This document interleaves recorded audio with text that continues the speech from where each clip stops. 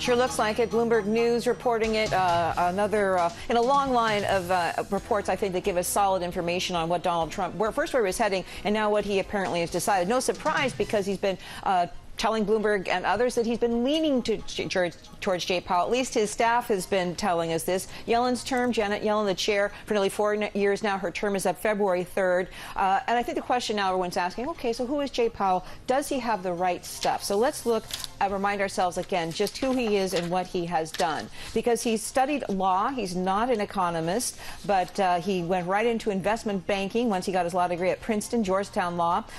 Dillon Reed, Bankers Trust, Carlyle Group, very esteemed names in this industry, and served in government after he got himself established in the financial industry, Undersecretary for Domestic Finance under George H.W. Bush, among other positions, a Fed governor since 2012. So certainly this is a man with a long history. Now, the question is, what will he mean for monetary policy? He is seen, as many say, Janet Yellen 2.0, that he'll continue her monetary policy path. So let's just look at some of the aspects that he has said in his speeches.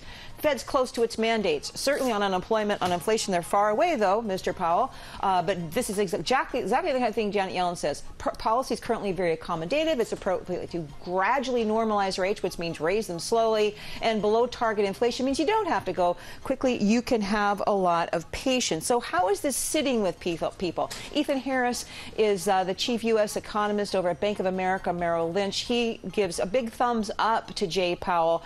He spoke to our Matt Boesler from our Fed team here in New York, and he said he thinks that Jay Powell will be a very good choice, that he has exhibited sound judgment, will continue to do that as Fed chair. Chris Rupke over at Bank of Tokyo Mitsubishi, I think, has some doubts that a lot of people are going to express as we go through this process now of Senate confirmation and more. He says, look, the Fed chair since the 1980s has become like the nation's chief economist.